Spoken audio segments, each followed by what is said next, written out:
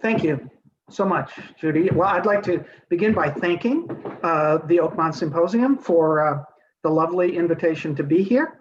And in particular, I want to thank those who keep the Oakmont Symposium running and filled with interesting speakers, because you know, I know their efforts are necessary for the great, to make this the great series that it is. So I'm going to, hold on here.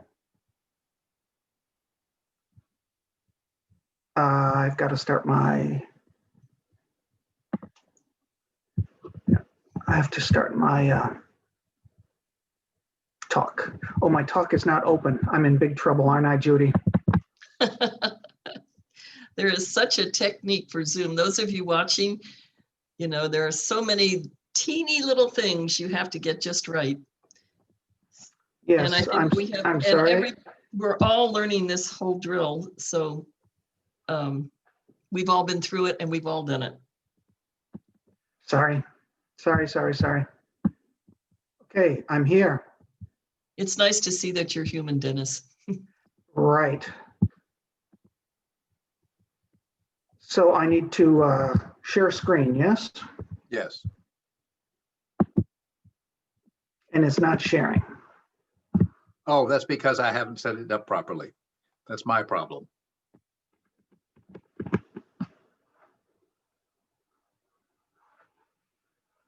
Okay. I think it's probably my fault for not having it open when I logged in.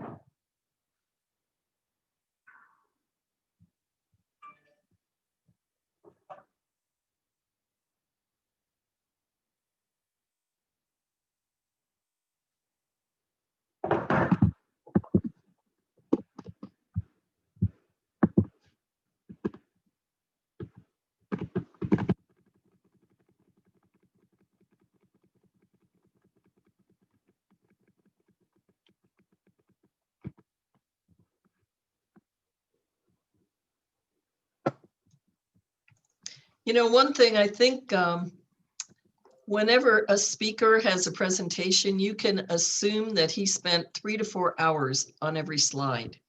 For every slide, they spent hours putting it together. So Judy, what's the best course of action for me here? I have my presentation open. Did you click on share screen on the green? Can you see the Zoom window? There, yeah, there it is. Okay, and then down on the bottom, the share, you have to put your mouse down there for you to see it. There it is. Click on share screen. There we go. La voila. I'm sorry. Okay, so yes, it's wonderful to be here, and I want to make sure to acknowledge the wonderful invitation and all the efforts for the that go into the symposium. So my background briefly is that I come from a very small town in Wisconsin. I got my bachelor's degree in genetics at the University of Wisconsin. I got my PhD in genetics at Harvard. I did a postdoctoral fellowship under the auspices of an organization known as the Howard Hughes Medical Institute at the University of Utah, where a number of us came together at the same time to work on making the human genetic map.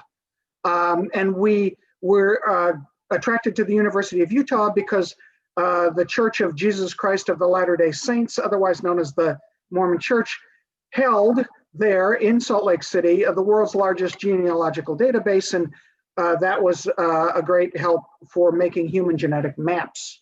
From there, I came to the San Francisco Bay Area biotechnology industry, where I worked for quite a few years, and then moved to the National Institutes of Health in Bethesda, Maryland, where I spent more than 20 years working on a number of different projects and areas, all involving human genetics. And as is now standard in these sorts of presentations, I need to say at the beginning that I have no financial stake in anything I'm going to talk about today.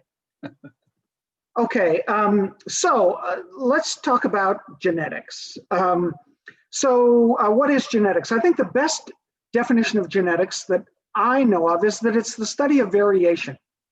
And it's been known really forever, since time immemorial, that offspring resemble their parents. And this was long assumed to involve sort of a blending of traits from the parents that was actually mediated through the blood. And you actually still will hear this. Oh, she has Irish blood. But on the parallel track, this substance that we call DNA was discovered by this fellow Friedrich Miescher in 1869, which he purified from pus, which is mostly white blood cells.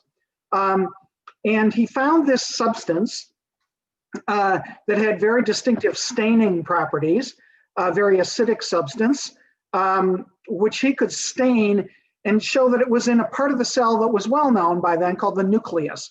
And he named this stuff nuclein, and it had an unknown function for a long time. It was clear that there was a lot of this in cells, but what it did, nobody knew. So the fact that DNA and not protein, as was widely assumed, was the genetic material, was first shown using bacteria in the late 1940s. So this fellow Avery at Rockefeller studied bacteria that commonly cause pneumonia. So bacterial pneumonia remains one of the most common causes of death today. Jim Henson, the guy who, the father of the Muppets, died of pneumococcal pneumonia, okay? So it turns out it's a bacterial disease, and if you plate these bacteria on a plate, you can see two kinds of colonies, and each colony is the offspring of a single initial bacteria that went down on that plate, and it grows and makes a colony, a little bump on the plate that is visible to the eye. You can just look at it. And it turns out these colonies come in two forms. They're the smooth kind and the rough kind. So it turns out that the smooth ones are the dangerous ones. They're the ones that get into the lungs and cause pneumonia. This bacteria lives in most people, and it's harmless most of the time, but occasionally these smooth ones get into the lungs and cause this very serious disease. So it was known that you could take the rough kind and transform them into the smooth kind, okay? And once they became smooth, they and their offspring were forever smooth. So the question is, what was it what was the substance that actually caused this apparently heritable change? So it was Avery who showed that it was DNA and not protein that caused this change. In fact, the title of the paper was "The Nature of the Transforming Substance in Pneumococcus." And this, it's interesting. My mother was trained as a microbiologist, and all scientists do a weekly thing usually called Journal Club, in which somebody presents a recent result in the literature. And Avery's paper was the last Journal Club she ever attended. And she told me that she knew before she graduated and went on to do other things. But she said in that Journal Club, everyone knew this was it. That it was the great mystery was now kind of in principle solved. So this discovery led to intense interest in learning the structure and function of DNA. Okay, what is this stuff? So the structure of DNA turns out to be now, of course, famous, known to everyone, and it was first identified as a model, a theoretical model produced by these guys, Jim Watson and Francis Crick. Francis Crick is no longer alive, quite a character, trained as a physicist, interestingly. Jim Watson still is alive, ran a research institute on the North Shore of Long Island called Cold Spring Harbor Laboratories for many, many years. A remarkably outspoken fellow and an interesting guy. And their model here is, I sort of shown a so-called ball and stick figure here, had some remarkable features to it. It accounted for the helical nature of the molecule that was discovered by this woman, Rosalind Franklin.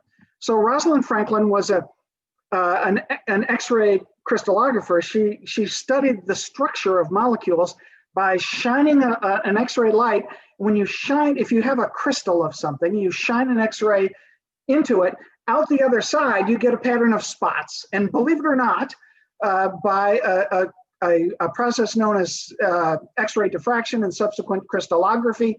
You can use that pattern of spots to determine the molecular structure of what it is you're shining the X-rays through, okay?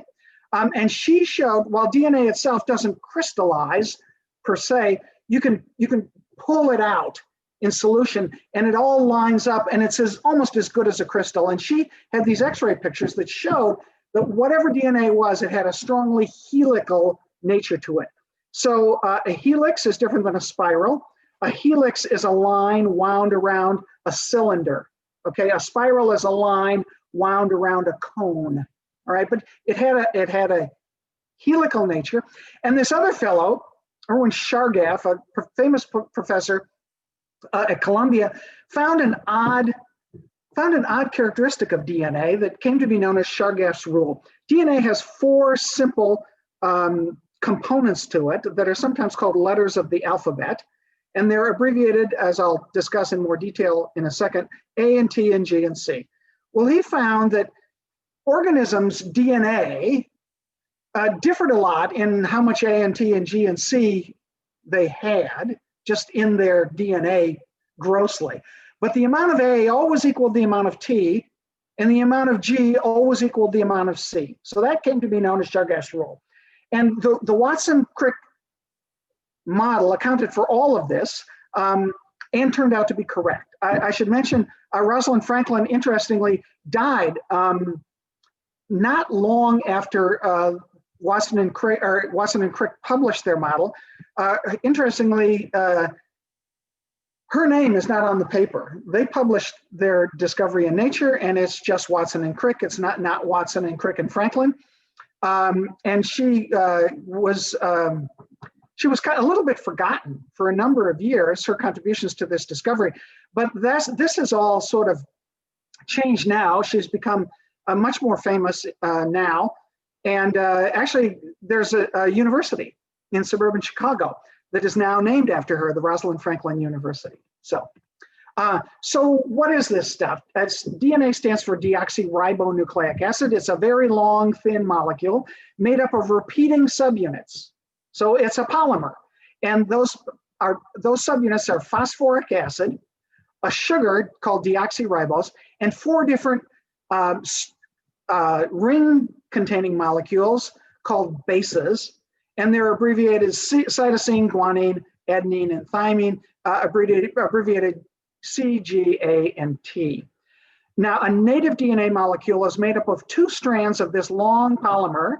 So it's sugar, phosphate, sugar, phosphate, sugar, phosphate, winding around the outside, and what you see in black here, just schematically represented. And these bases are attached in the middle. And what the Watson-Crick, I don't know why it's doing this.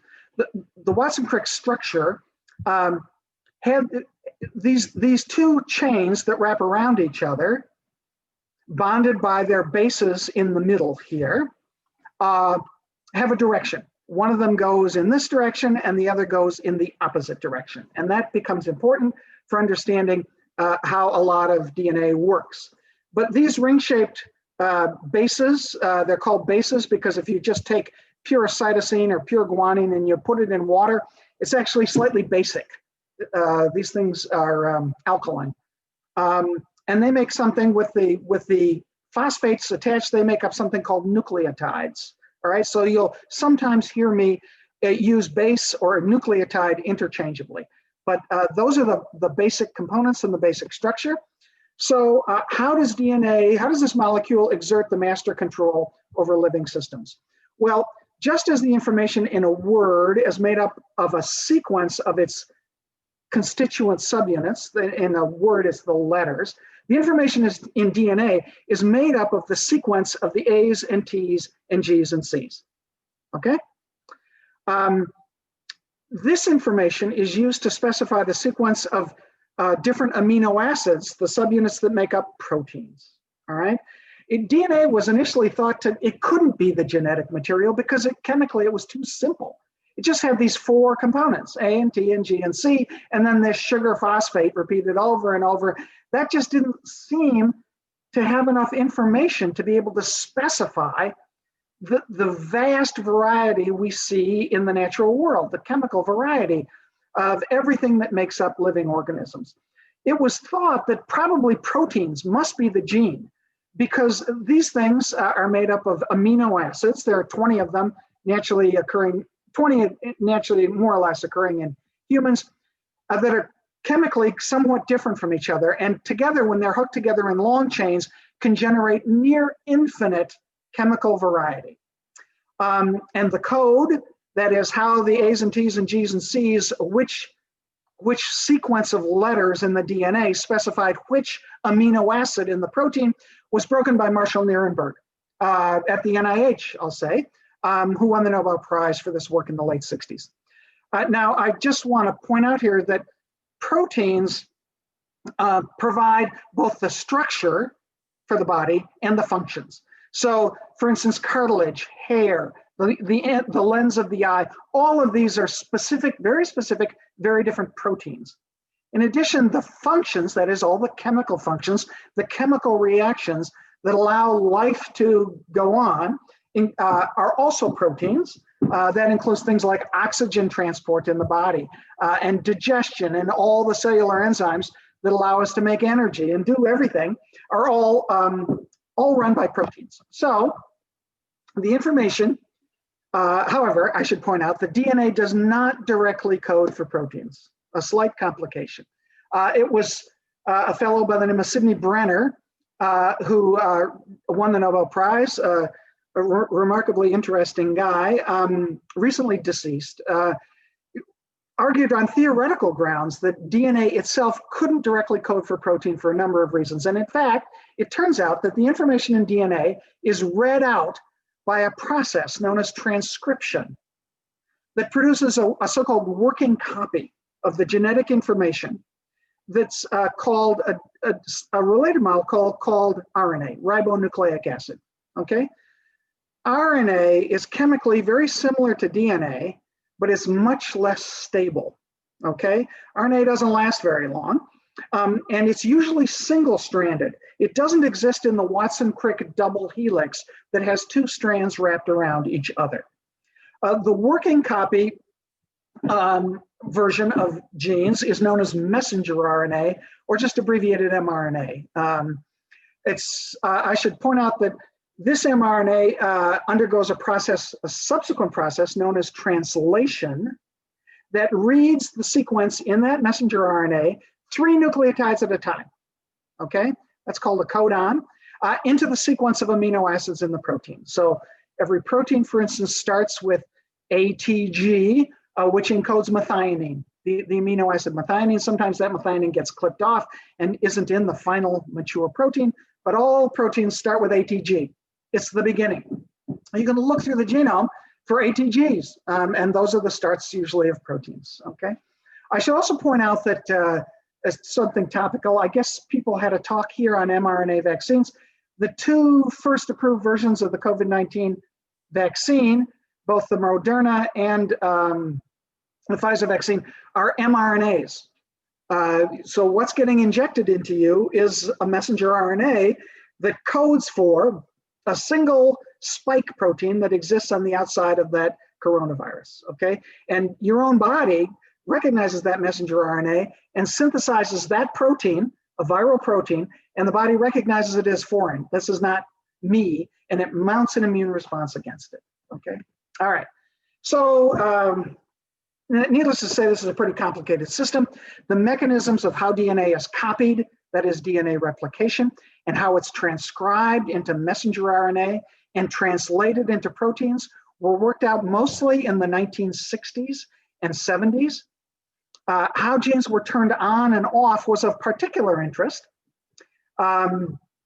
because people wanted control over genes. In addition, people want to understand development. Every cell in our body has the same DNA. So how come a liver cell is so much different than a bone cell, which is so much different than a skin cell? Well, it's because of what genes are turned on and turned off in each of those particular cell types. All right, and this big story was worked out by many people, a lot of them here in the Bay Area, actually, and was the source of many, many Nobel Prizes for a number of decades. And ultimately, this knowledge allowed us to manipulate genes to make any protein we wanted. And this was first exploited by a company here in the Bay Area called Genentech in 1976. So it didn't take too much longer it wasn't too long after the mechanisms were known that they started to be harnessed for practical applications. I should point out that I was an early employee at Genentech. It was a remarkable place. I have lots of stories about the place, which I don't have time to go into now, but it was, I described the early days at Genentech as a frat house for scientists. It was, in any case, the company ultimately became extremely successful. And it was because of the underlying science of molecular biology that it was able to do so. So just to recap all of this here, this is the so-called central dogma of molecular biology. The DNA, which is the so-called reference copy of genetic information, undergoes a process known as transcription to produce messenger RNA, which can be thought of as the working copy of genetic information. And the mRNA undergoes a process known as translation to produce proteins. And proteins are what account for the structures and functions in our bodies. And one could think of that in sort of the corporate model as operations, okay? This is, the proteins are what make everything happen. Okay. All right, so at this point, I thought it might be helpful if people had questions about general molecular biology. I'm happy to answer them. Okay. So any questions? Nothing in the chat. Nothing in the chat. Okay. Well, I think what I've talked about so far is... Dennis, I had one question. Sure. Okay. To what extent is it now becoming well known how individual proteins that you're interested in are translated? In other words, if I told you I was interested in a particular protein, would you be able to say, oh, here is the way in which that one is developed? Yes, an enormous amount is known about this. And in fact, the translation turns out to be intimately connected with a lot of other things, like, for instance, where the protein is located, whether it's inside the cell or whether it's secreted outside the cell. All of those are integrally tied to the process of translation. And translation is quite well understood, well enough that a company like Genentech or any large pharmaceutical company now can direct the translation of any protein of interest with high efficiency. So human insulin is now made in bacteria, and it's where it is transcribed and translated. And the translation process in bacteria for human insulin, which I should tell you, bacteria have never seen human insulin. There's no insulin in bacteria. But nonetheless, they understand translation well enough that they can control it and get the bacteria to do what they want. Okay, thank you. Okay. So, hearing no questions further, let's go on and talk about DNA and humans. Okay, DNA, our DNA. The human genome. In humans and other organisms, DNA usually doesn't exist in the pure so-called naked Watson-Crick structure. It usually exists coiled up along with proteins into structures called chromosomes. This word comes from the Greek chroma, color, soma, body, a colored body in cells. And it was recognized by early cytologists, people who looked at cells under the microscope and stained it with different stains to try and bring out certain components within the cell, that there were these very, very bright things that sort of looked like this. They looked like sausages, sorry. that became visible when cells were dividing. Otherwise, however, they weren't very visible. And the reason why is because DNA is very long and it's unwieldy for the cell. The cell can't, if the cell is dividing into two daughter cells, it wouldn't be easy to just partition these very long molecules between the two daughter cells. They need to be wound up into structures that can be managed more reasonably. So these chromosomes come in pairs. We get one from our father and one from our mother. In humans, we have 22 pairs, or what are called the autosomes, plus 2 sex chromosomes, for a total of 46 in total. In general, I can show you what these look like here, and I'll talk about sex chromosomes. So here's a photo of human chromosomes. It was taken from a human cell that was dividing, so the chromosomes were condensed into these structures. And they're named basically according to their size. Okay, the biggest one is chromosome 1. There was a little mistake. They thought that this one that is now called 22 was initially smaller than this one. But it turns out that 21 is actually the smallest. And then there are these sex chromosomes. In this case, this is a picture of the chromosomes called a karyotype from a male. So it turns out the way sex is determined in mammals, humans, is that females only produce eggs that have an X. That's all they make. And males produce sperm randomly of 2 types, those containing an X chromosome and those containing a Y chromosome. If the egg is fertilized by a sperm containing the X chromosome, then the resulting organism has 2 X's and it becomes female. If it's fertilized by a sperm containing the Y chromosome, it becomes, it has 1 X and 1 Y, and it becomes male, okay? So each chromosome contains a single double-stranded DNA molecule that runs contiguously from end to end, okay? From end to end, through this little constriction in the middle that is called the centromere. Now, if you add up, it's kind of remarkable, if you add up the length of the DNA in all the human chromosomes in one cell of the body, it comes to about 1 meter, okay? So DNA is a very, very, very, very long, thin molecule. There are about 30 trillion cells in a human, and so there are about 30 trillion meters of DNA. So there's enough DNA in each of us to go from here to the sun and back 200 times. That's how long DNA is. And to give you an idea of its aspect ratio, how long and thin it is, if a single double-stranded DNA molecule, a Watson-Crick DNA molecule, extended from the Earth to the sun, it would weigh an ounce. Okay, it's an extremely long, thin molecule that gets condensed into these chromosomes so that the cell can manage them when it's dividing. But when it's not dividing, these chromosomes get significantly unwound so that they can get access to different genes to turn them on and turn them off. So what about sequencing the human genome, decoding all the A's and T's and G's and C's? Well, it was an international effort. They finished a first draft in the year 2000. I should point out that they had a big celebration at the White House, and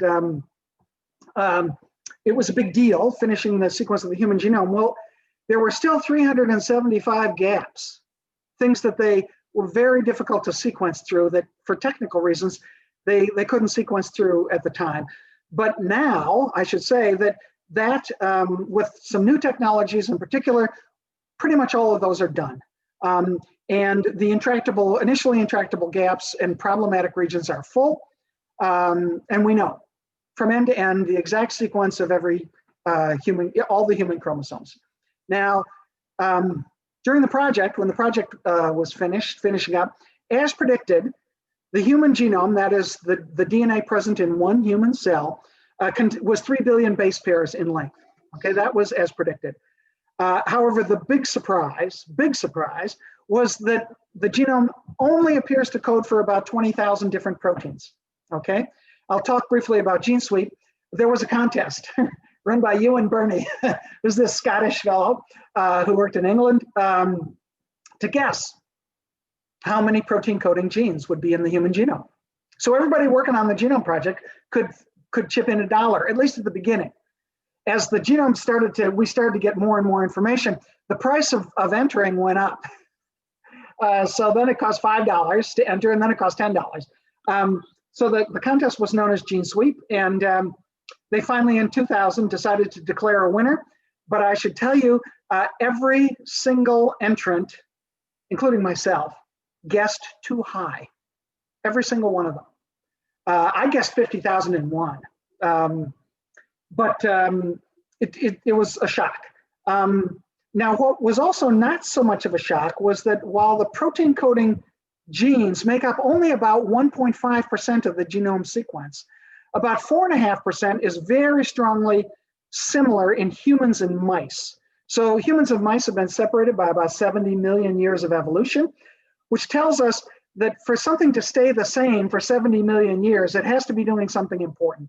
So that tells us that this other 4.5%, the rest of the 4.5% here, codes for something that does something important. We don't know what it is, but it probably doesn't code for proteins. Now, the remaining 95% or so has traditionally been called junk, but much of it is likely to have some sort of functions not well understood. But if we get to the part about CRISPR-Cas, I'm going to tell you about enhancers, which likely are some of the functions of this so-called junk DNA.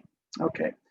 Now, a big surprise, another surprise of the human genome is that unlike bacteria, where a lot of molecular biology was initially worked out, human genes are not necessarily contiguous in the DNA, okay? They consist of sort of pieces arrayed along the DNA. There's the express part, the exons, which code for protein, and then there's the intervening part, which we call introns, that don't code for protein. And genes are initially transcribed into long RNAs that undergo a process known as splicing to produce the final functional messenger RNA, okay? Many genes have alternatively spliced exons, which leads to far more than 20,000 different proteins in the human body. So this example I have here, one splices exon 1 and exon 2 and exon 3 to produce protein A, which is 1, 2, 3, whereas the second one splices 1 + 2 + 4 to produce protein B, okay? Now this alternative splicing, especially in the brain, appears to be responsible for the much greater genetic complexity that humans display over what are sometimes known as lower organisms, okay? I mean, a fruit fly, which is not, fruit fly can't do very many things, has the same number of genes, has 20,000 protein coding genes, but humans have this enormously rich splicing that produces many, many, many more proteins that probably account for much of the additional complexity present in humans compared to other organisms. All right. Now, we're going to talk a little bit about medical genetic disorders. What happens when things go wrong? Okay, because there are mistakes, bad things happen to DNA.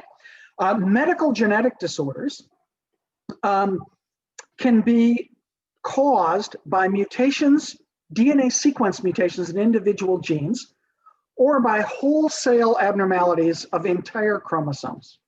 All right. Now, the abnormalities of entire chromosomes are called aneuploidies. Okay. Examples are extra chromosomes. So 3 copies of chromosome 21 produces a genetic disorder called Down syndrome. Chromosomes sometimes their parts go missing. Produces so-called deletion syndromes. A famous one called Williams syndrome, a deletion on chromosome 7. These people, Williams syndrome is this remarkable disorder. They have problems with their connective tissue, but they have a very distinctive personality for some not well understood reason. They're the world's most outgoing people you have ever met. And actually a number of them hold jobs as casino greeters in Las Vegas. The person at the door just saying hi as you come in. Some of these people actually have Williams syndrome.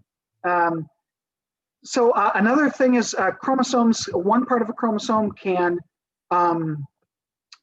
switch.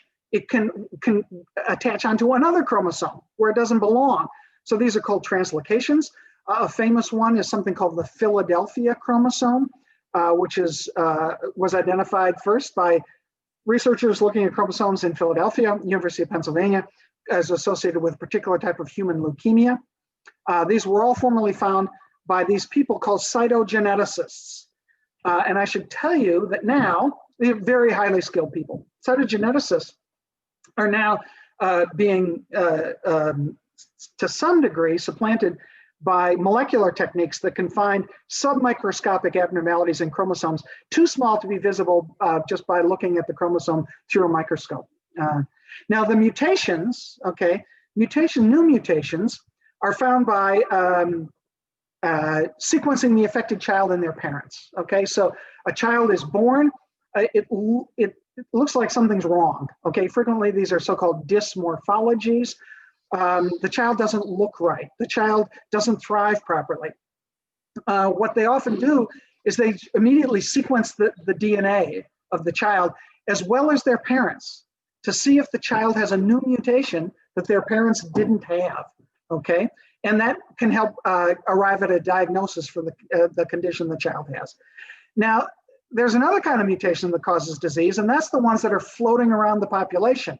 So things like cystic fibrosis or sickle cell disease, these are mutations that are floating around common in the population. And if you have one copy, just one chromosome, you don't have the disease, okay? You need to get the chromosome with the mutation from your father and a chromosome with the same mutation from your mother. And those unlikely people have no good copies of the gene, and so they get the disease, okay? Those are found by sequencing DNA, okay? You just have to sequence the DNA of the individual to see something small like a base pair change, okay? So the question is, if you want to do this, what do you sequence? Well, there are kind of three ways you can do this. One is to sequence individual genes or small groups of genes. It's used when there's a high index of clinical suspicion.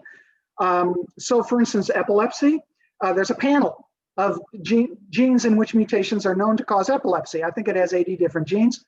Deafness is another one. I think there are about 120 genes in which mutations are known to cause deafness.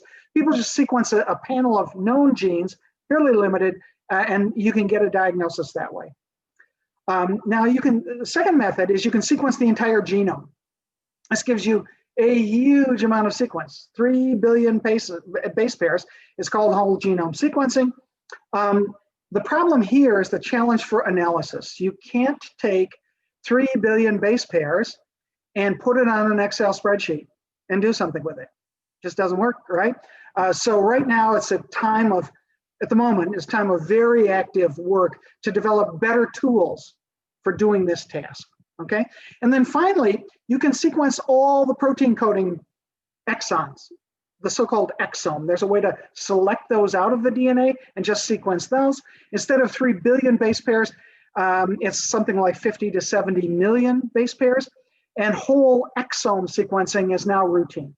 It's done all the time. It's done in hospitals. I don't know, in my lab, in the last year I was in my lab, we sequenced 1,000 exomes. So it's now a routine task. Okay, now finally, before I start talking about CRISPR-Cas, I want to talk a little bit about another very important general technology in molecular biology, which is hybridization and the polymerase chain reaction. People maybe have heard that one of the common COVID tests is the so-called PCR test. That's this, okay? So let me explain how PCR works. So the base pairs on the 2 strands of DNA recognize each other in extremely specific ways, okay? As I mentioned, A only pairs with T and G only pairs with C. This pairing of A's with T's and G's with C's is called hybridization, okay? And the amazing thing, truly remarkable, is that one strand can pick out its proper pairing partner out of millions of competing DNA sequences. It's just remarkable. almost any single copy, so-called single copy sequence, about 20 nucleotides, a single-stranded molecule of DNA that is unique, present once in the genome, that's 20 base pairs long, can find its partner out of the 3 billion and bind to it, okay? So that's the repeated cycles of a little small piece of DNA, like 20 base pairs long, called a primer, can be repeated over and over again to find and amplify up a specific place in the human genome, okay? So that's illustrated over here. Forgive me, I'm not getting my little, not forgetting my arrow, there it is. So you start with double-stranded DNA. Imagine this. Imagine this as a Watson-Crick double helix. Okay, we're just going to pretend here. These two lines, one is one strand going one way and the other is the other strand going the other way. You separate them, you just heat them up. You boil it briefly. And then you add your primer, which will recognize, which will recognize, if I can move this here a little, yeah, this is good. Which will recognize this one specific place on one strand, and the other primer which recognizes one specific place on the opposite strand, okay? Then you add DNA polymerase, right? The molecule that copies DNA, and you make a copy here. This one makes a copy in the opposite direction, and you now have two versions of what you started with over here, okay? And if you repeat this many times, okay, here's the original molecule, you make one, you do this first cycle, and you now have a hybrid, one new strand and one original strand in both cases. Then you repeat that, you get one completely new strand and one original one with the hybrid. You get 4 copies. You repeated this cycle again, you get 8. You repeat it again, you get 16. A typical PCR reaction will have 25 or 30 cycles to it. So starting with this little tiny piece of sequence here, right, that was only present once in your enormous human genome, you can make 2 to the 30th copies, which is enough to like see in your hand. Okay, it's a lot of DNA, and you can analyze just that, okay? So using PCR, we can amplify up and analyze any individual part of the 3 billion bases in the human genome. We can now look at the genetic variation present in any individual. So I said genetics is the study of variation. It's used for all sorts of things, ranging from medical genetics to genealogy to crime solving. You need to be able to look at that variation, and we do it using PCR. Okay, all right. Kerry Mullis won the Nobel Prize for PCR. He worked at a company called CETUS over in the East Bay. Kerry was a remarkable and very colorful individual. He was a physicist, and he once published a paper in Nature proving mathematically that there must be negative universes. That is, universes where electrons have, all the electrons have a positive charge and all the protons have a negative charge. Fairly interesting guy, Kerry. So now I'm going to talk about some of the different kinds of variation in our genome.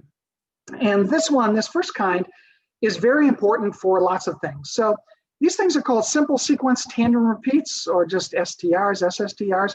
They're also called variable number of tandem repeats, VNTRs. And they're just a little bit of sequence, some simple sequence like 2 nucleotides, CA, very common in the human genome. There are hundreds of thousands of these little runs of CA, CA, CA, CA. But there are also, these are dinucleotides, there are also trinucleotides and tetranucleotide repeats. These have 3 nucleotides repeated over and over again.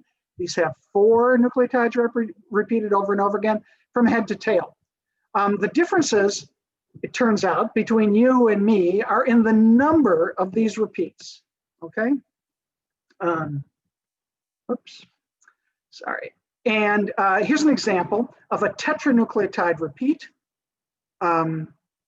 This is the tetranucleotide repeat GATA, okay? So here's somebody who has 8 of them, GATA once, twice, 3, so-called. But their other chromosome or another person may have 9 of them. Another person could have 10 of them. There's an enormous amount of normal variation in the number of these. Now, if you make a PCR primer over here in the single copy sequence, and you make the other PCR primer over here in this single copy sequence, and you amplify up what's in between, what you get are differences in the length of the PCR product, okay? All right. Now, these things are, as I mentioned, extremely variable between individuals, but they're stable within one individual.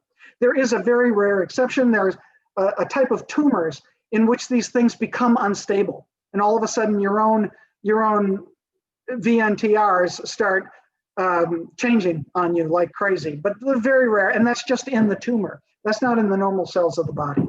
Okay. So these things have led to something called the CODIS panel. It's the CODIS, the Combined DNA Index System. They pick 13. I think almost all 13 are tetranucleotide repeats, okay? They're on different chromosomes, and these are used to make a DNA fingerprint, okay? And these DNA fingerprints of these 13 different tetranucleotide repeats are used by the FBI, okay? So this is what is in the criminal database. If you are, for instance, incarcerated, you give a DNA sample and they measure the length of your repeats by PCR at 13 different places across your genome.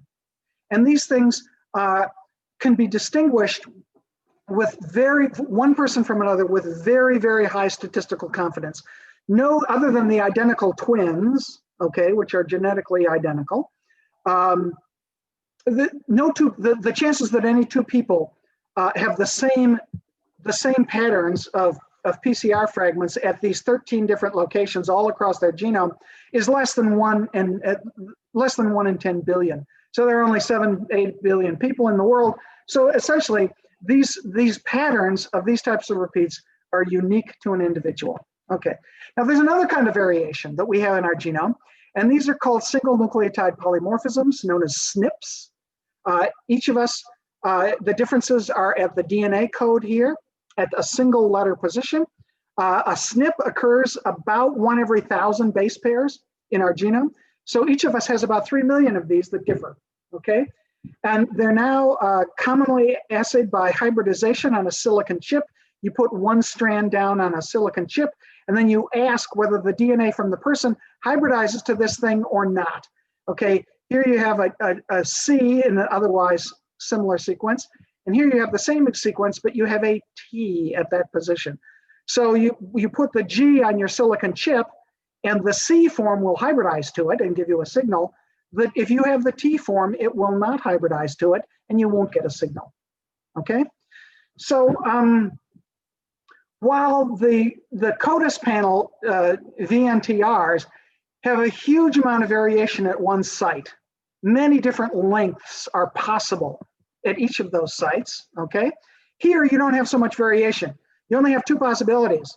Here, you could either have the C on this strand at this position, or you could have the T on this strand at this position, but that's it.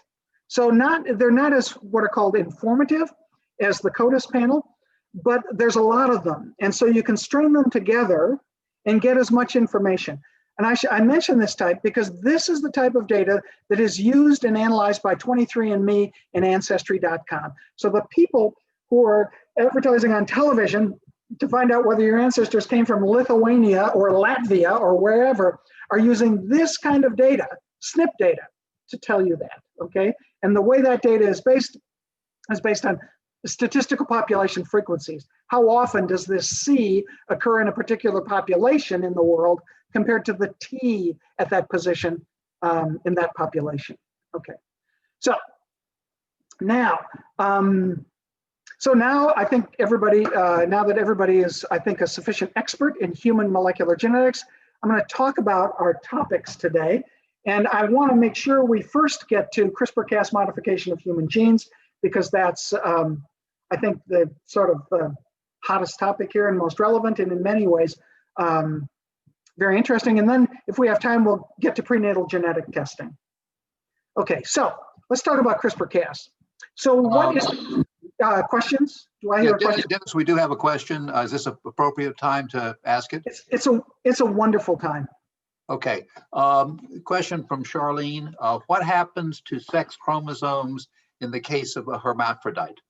Aha, right. So there are lots of different disorders of sex chromosomes. Sometimes you can get,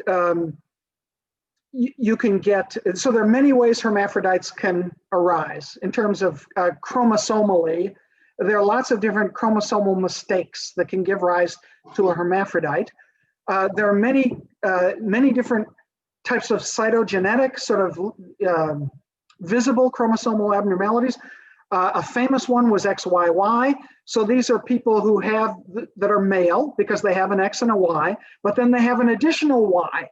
And it was initially postulated that these people were sort of super male and had all the bad characteristics that males have, and that they were highly overrepresented in the prison population, XYY males.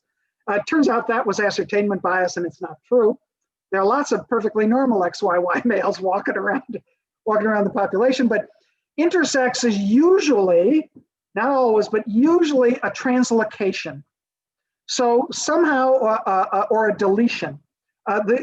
Somehow a piece of the proper sex chromosomes do not get misassigned and are not properly inherited by the baby. Okay, so intersex is usually something like a little bit of the X chromosome is missing. So you get some female characteristics specified by X, but you only get some of the male characteristics specified by Y because you don't have the whole Y chromosome. So that's one common way intersex individuals are born. So, but there are other ways that aren't even chromosomal, sort of hormonal mistakes during development and things like that. And I'm not a medical geneticist, so I don't want to be offering sort of medical, come to the position of offering medical advice here. Okay, Dennis, one more question. Companies like 23andMe will make a big thing about looking at their database and trying to find commonalities so they can say, gee, based on your specific genome data in our base, okay, you're more likely to be able to smell asparagus in your urine or whatever. Is that real? It is real. I discovered something that's really famous, been known for, 100 years. Your ability to taste a particular chemical compound. It's found in vegetables. It was discovered using something that's not found in nature, but it's chemically related to compounds found in vegetables. Yeah, it is true. So let me tell you the problem with that, okay? Some of them, the problem is predictability. The problem is what's sometimes called actionability. Can you really take action on this sort of information? So for some of them, the genetic information is, genetics is destiny. You have a particular genetic type and you're gonna have a particular trait. However, for many of these things reported by 23andMe, the genetic variant is statistically associated with a particular trait. Your hair color, your eye color, how tall you are, you name it, okay? But individually, that particular genetic variant makes only a very small contribution to that trait, okay?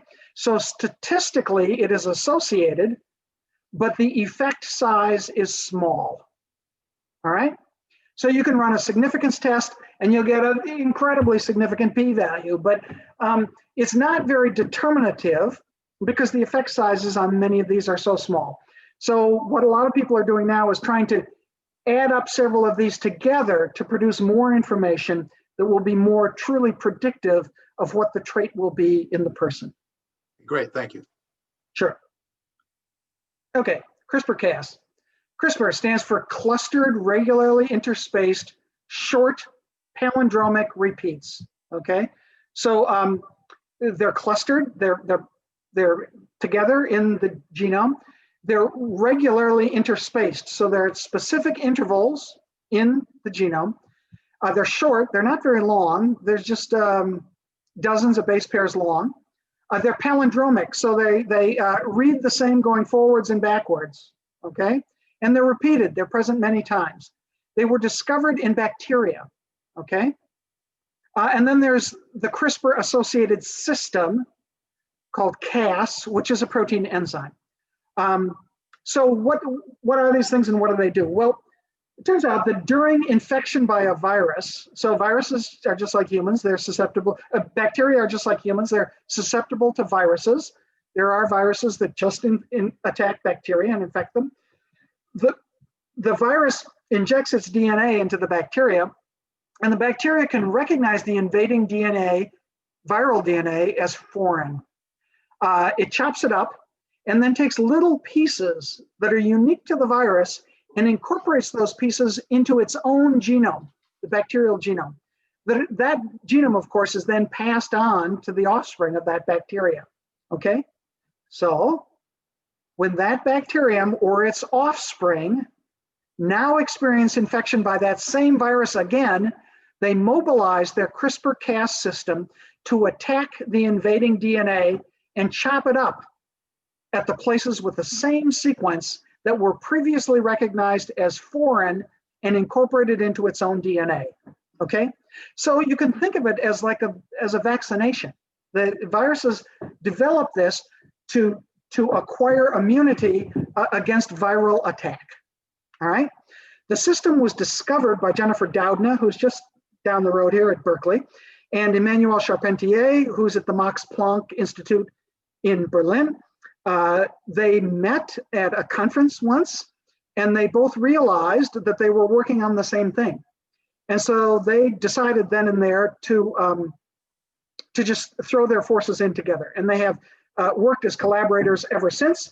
And I should tell you, CRISPR-Cas was, the importance of CRISPR-Cas was recognized by the fact that it was the subject, they were awarded the Nobel Prize in chemistry, not in medicine or physiology, in chemistry, this last October in 2020.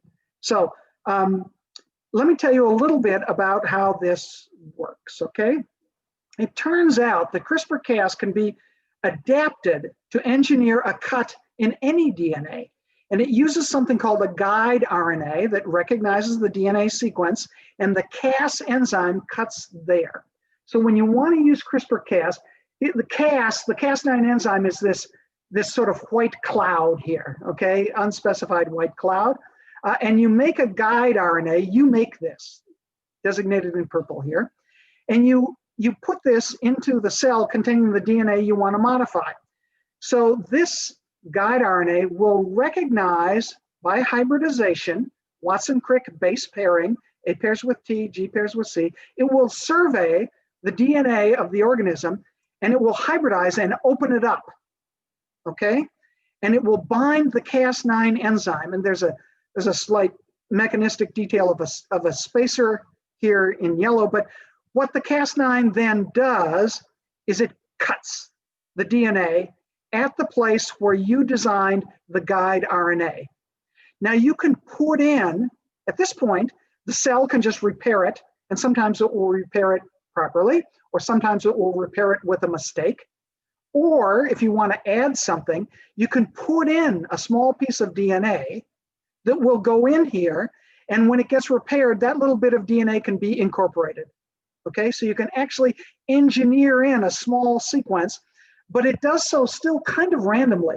So when you make a CRISPR-Cas9 construct, you make lots of them, and then you screen them. You inject lots of cells, and you screen those cells to see which one ended up making the right construct that you're aiming for, because many of them will rejoin this just fine, and you won't have anything, no change to the original DNA. Some of them will change it to another nucleotide by so-called error-prone repair. And some of it you can put in your own DNA sequence, but you have to look to find the one you want. But once you have the one you want, then you can inject that into an animal or do other things with it, use it in cell culture. So amazingly, CRISPR-Cas, it comes from bacteria. Bacteria have naked DNA. They don't have chromosomes that are all wound up. They don't really need to wind up their DNA. Bacterial genomes are very small. They can be like 2 million bases is a typical bacterial genome size, 3 million bases, 4 or 5 million bases. So they don't really need to condense their chromosome down like higher organisms do.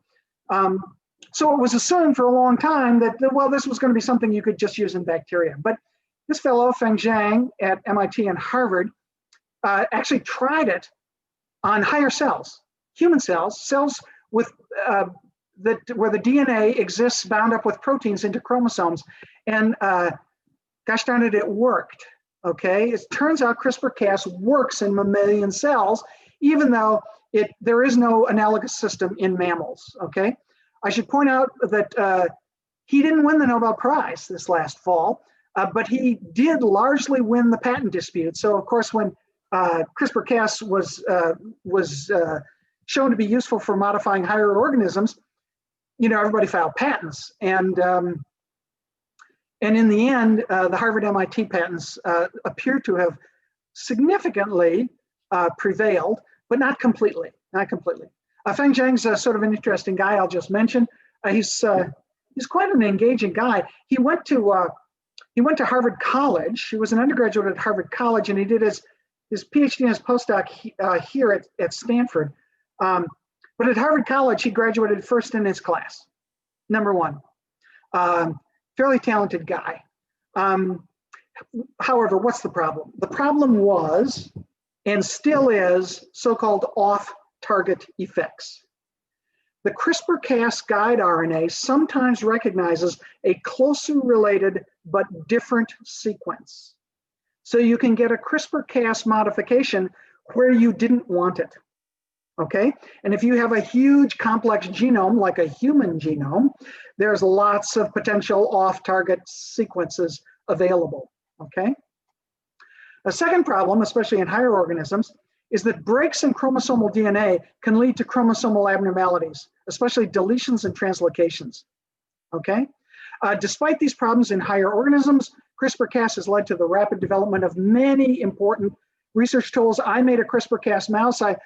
I wanted to put a human mutation, a mutation we found in a human disorder, into a mouse so that we had a mouse model, and it worked. It worked great. We didn't even have to screen that many constructs to find exactly the one we were trying for.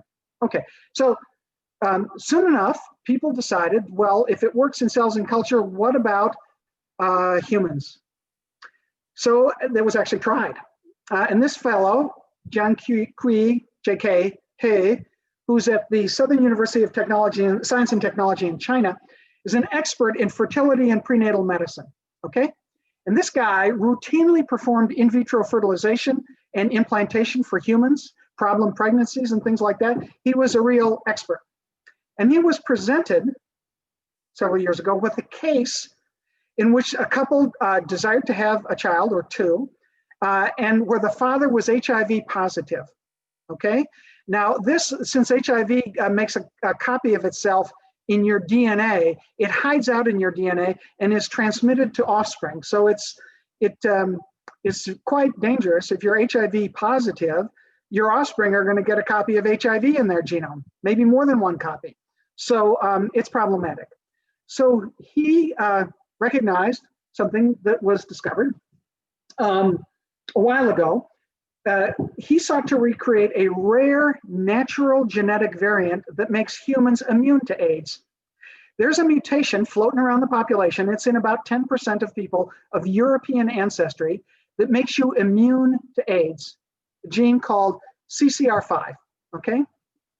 It's discovered actually at the NIH, these people who were immune to AIDS because they had 2 copies of this gene. They had no normal copies of the CCR5 gene, so they're fairly rare people because you have to get, only 10% of the people have 1 copy, so 10% times 10%, only 1% of the general population has whoops, I'm sorry, has 2 copies of this stuff.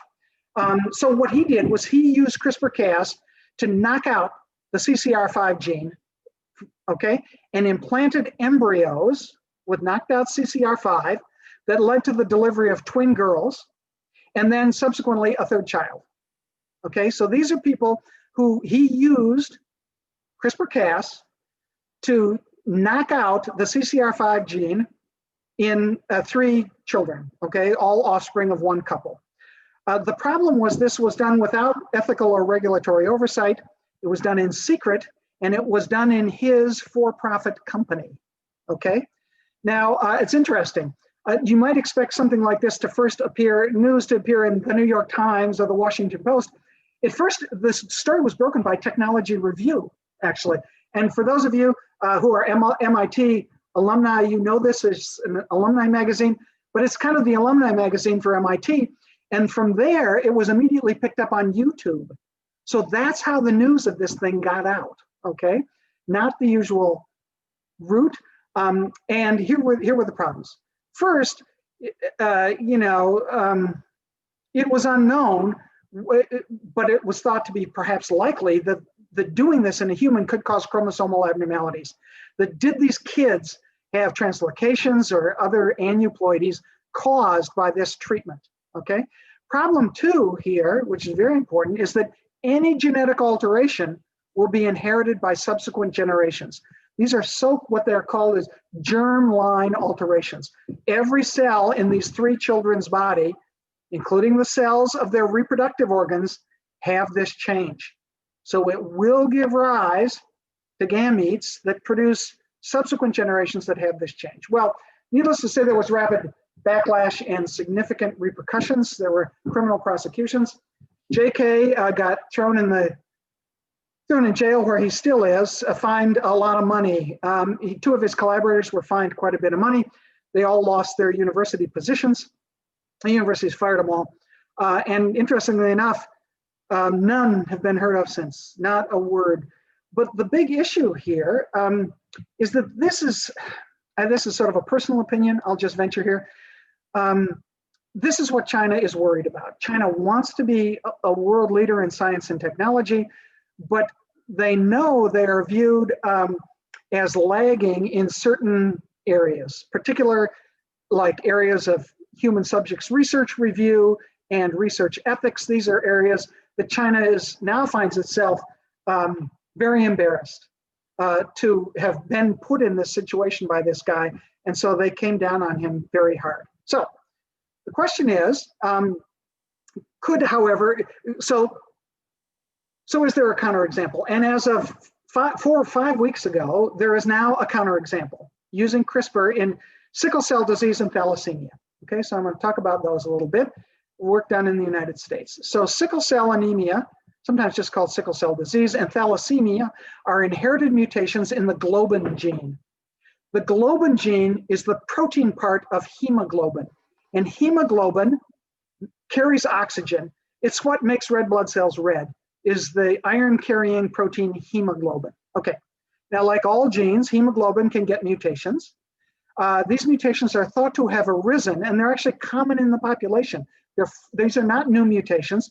They're floating around in African and Mediterranean populations, and they are thought to be there because they are defense against malaria, which grows in red blood cells. Okay? So, when some individuals inherit 1 mutant copy of the gene from their father and another mutant copy of their gene from the mother, they have no normal copies of the globin gene. And their red cells undergo structural changes, sometimes called sickling, that cause many, many problems. Problems with the circulatory system and lots of problems. Sickle cell disease is a nasty disease. The question is, could CRISPR somehow cure this problem? And before we go any further, I'm just going to talk a little bit about hemoglobin biology. Dennis, Yeah, question. We're going to approach the point where we need to wrap up. Okay. Take last questions. Okay. I have, I think, 3 more slides in this section here. So humans have several globin genes. At birth, fetal hemoglobin, so-called fetal hemoglobin, turns off, and the predominant adult beta globin turns on. We know from rare genetic conditions that adult persistence of fetal hemoglobin does not cause problems.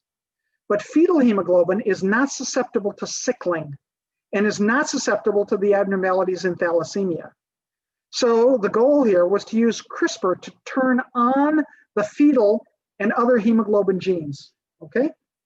Now, like all genes, which globin genes are turned off and which are turned on are mediated by things called transcription factors, okay? They are what determine why cells are the way they are and which genes of our 20,000 are turned on and off. One transcription factor is called BCL11A, and that's a gene that encodes a transcription factor that turns off gamma and fetal hemoglobin, okay? It's activated at birth, and it suppresses fetal hemoglobin so the adult globin can turn on, okay? The question is, can we make CRISPR to knock out BCL11A? And it turns out that we can. So this was published 5 weeks ago in the New England Journal. I know this guy, I know David Altshuler, but the others I don't know as well personally. They chose 2 patients. One had sickle cell disease, one had thalassemia. They removed the blood stem cells, so they withdrew bone marrow from these 2 individuals. They selected the population of cells that we know give rise to red blood cells, just those cells. And they used CRISPR-Cas to knock out what's called an enhancer of BCL11A in those cells in a dish. So enhancers are non-protein coding regions that affect the expression of distant genes, all right? So knocking out the enhancer stops the expression of this gene, and that relieves the repression of fetal hemoglobin. So now fetal hemoglobin turns on. So what they did then was they ablated the existing bone marrow in these 2 patients. They got rid of it all, and they reinfused some of their original normal bone marrow with the CRISPR engineered red cell specific bone marrow, okay? What are the results? 80% of the red blood cell stem cells had their BCL11A gene enhancer successively turned off. Now they found no off-target sites anywhere in the genome of these 2 kids, okay? 1 year later, both patients maintained the gene-edited cells in their bone marrow. Both patients maintained high levels of fetal hemoglobin expression. The health problems, the sickle cell and the thalassemia was largely cured. And there's no evidence for alterations in any other cells in their body, so there will be no transmission to future generations. So the summary is, CRISPR-Cas was discovered in bacteria, now shown to be useful in almost any organism. It can be used to simply knock out a gene, or it can be used to engineer a specific new change at any genetic site. Significant safety issues from possible off-target effects and chromosomal abnormalities still exist, okay? It is still not generally applicable. You need a very special circumstance like the one I've just described. Significant ethical issues arise when changes can be passed to offspring. This is not something that could then be controlled. They are in the germline and they will go to all the offspring, basically in perpetuity. So this has not yet been discussed and can be used in, as I say, so far, very limited specific circumstances to correct a human genetic defect. So with that, I think I talked about some of the exciting new stuff in CRISPR-Cas in human molecular genetics, and I'm happy to take any questions. Okay, I'm going to take you off of sharing so we can see everybody. We will take questions. Let's see, I need to get you off of the, there we go. Okay, so, okay. I know there's some questions in the chat area. Before we get to those, are there any other questions people want to add to that? Okay, Phil Wiggin, you're on. I unmuted you. Okay. Maybe I don't understand this process, but it sounds to me like you're taking a few of these very large molecules out and modifying them and putting them back into the system that contains millions and millions of the original molecule. how is it that replacing just a few has such a dramatic effect on the whole body? Right, a very perceptive question. So it turns out that the human genome is, informationally speaking, enormously complex.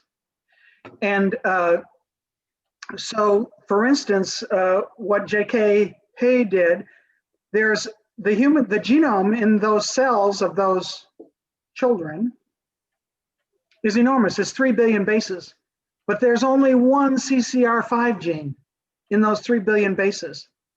So if you, and that's all there is, he did it at the single cell stage. Okay, so he fertilized, so he worked in vitro fertilization and pre-implantation genetics. That's his business, right? So he fertilized an egg, okay? So we now have one cell, right? That just has 2 copies of this gene. And he put the CCR5 guide RNA in there, and it got both of them. And that one cell just had the maternal copy and the paternal copy of the CCR5 gene, and it went on to divide and divide and divide and produce a whole child, okay? Or twins in this case, and then a subsequent child. So it's done at the single cell stage, but that cell is a stem cell. So initially you modify one cell, and then you implant it or do something to it, okay? So that it proliferates and leads to a large population of cells that all have that one single genetic alteration in them. But although there's a huge amount of DNA in a cell, there are many, many things that are present once and only once in that DNA. And that's what is targeted by CRISPR-Cas. But there are still hundreds and hundreds of these DNA cells that haven't been modified. They don't overcome the one you've modified somehow? Right. Well, no, there aren't hundreds and hundreds. It's done at the single cell stage.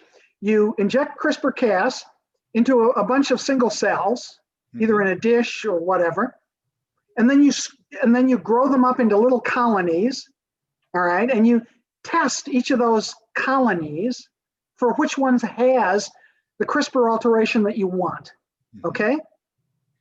Then you take that cell or that little colony and you put that, and you either grow up enough to repopulate an individual's bone marrow, or you take that embryo and you implant that in the mother and it grows into a fetus and then a baby, okay?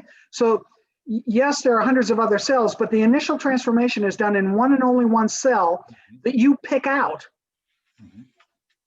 And it all starts, and then subsequently it all comes from that one cell, okay? That's how it's done.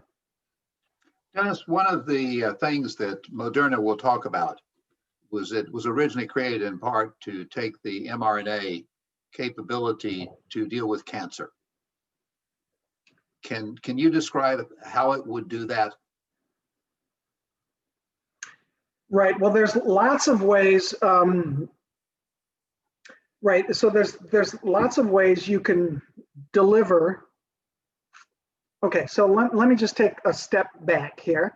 So the power of the Moderna or the general mRNA approach is primarily regulatory expediency, okay, and manufacturing expediency.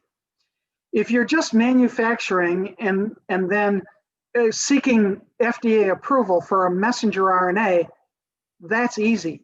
You can literally make a pound of one specific messenger RNA in a chemical reaction on a benchtop if you wanted to, okay? And that's very, very, very different than getting a purified protein to do what you want, like an antigen for a vaccine or something like that. A protein, you can't just make, you have to somehow produce it in vitro in like recombinant DNA, or if it's a viral protein, you have to grow up the virus and purify the protein from the virus. That's a huge undertaking, and it is susceptible to many, many problems along the way. Whereas if you're just synthesizing a single species of RNA, it's susceptible to lots less problems. And you can present something to the FDA that is chemically pure in no time, much faster. Okay, so that's the motivation. So the question is, can the mRNA approach, how would it work for cancer? Well, the idea is that cancer is a sort of a dysregulatory disorder. The genes of a cancer cell are massively dysregulated, and that causes the cell to do all sorts of things like grow in uncontrolled fashion when it normally wouldn't. So the idea is, could you put in a protein that would stop uncontrolled growth? And the cell cycle, how cells grow, is very well understood. And there are places where you could intervene in cell duplication, especially uncontrolled growth, and potentially arrest it. You could put things in there that could potentially arrest cell growth. The problem is if you do it through a protein, that's what a lot of modern anti-cancer drugs now are, and they're made by recombinant DNA, and that's a 10-year job. Okay, if you make it from a messenger RNA, that's like a 1-year job from a regulatory and development perspective. So I haven't seen Moderna's presentation about messenger RNA vaccines for cancer, but there are lots of people working on cancer vaccines. And the idea is that you would put a novel antigen on a cancer cell that would be recognized by your own immune system, and those cells would then be killed. Or that you would intervene, produce a protein in cancer cells that would, and not in other cells, that would target uncontrolled growth. So there are a number of different strategies, but the main reason for doing it is manufacturing and regulatory expediency. Okay, we're gonna ask one more question, and then before I finish up, 3 things. First, for those who didn't join us until 11, a reminder, we have moved back until the 10:30 opening. So please keep your eyes open for that. Second, next week, we're going to be talking about cowboys from the Himalayas to Texas. And third, Dennis is going to continue this conversation February 10th at 4 o'clock for the Futures Club in some more detail. So keep your eyes open for the e-blast, which will give you details on that. All right, last question. Is there an international body that regulates the ethics of modifying embryos, given the danger of trying to create some sort of superhuman race? So there is no single international body that does this. Regulation of human biomedical experimental research is it's kind of balkanized. It's done by a very similar but slightly different set of rules inside the United States and outside, and it's regulated primarily in most of the world by institution, not by a central government authority. So each university in America has something called an institutional review board. Some of them, like the NIH, has 20 of them because there's a lot of protocols that need review. But this is done by, so it basically rolls up to the institution, and the institutions are kept in line by money. Interestingly, you need a so-called IRB approved protocol to do any human subjects research, even the most benign human subjects research, if you receive federal funding. And almost all the universities, all the research universities in America receive federal funding. But pharmaceutical companies don't, but they run through IRBs. They have IRBs as well. And most IRBs used by pharmaceutical firms doing human experimentation are independent. There are independent IRBs. There's no single international body that oversees this sort of thing, human genetic modifications. But in general, I will tell you, IRBs have thus far ruled that germline modification of humans is not something we are ready for yet. That doesn't mean that there's any there's any international body that would control other countries in the world that might choose to do something. Absolutely. Okay. Well, thank you so much. That was a great presentation. We learned a lot. And we'll see the rest of you all next week. Bye now.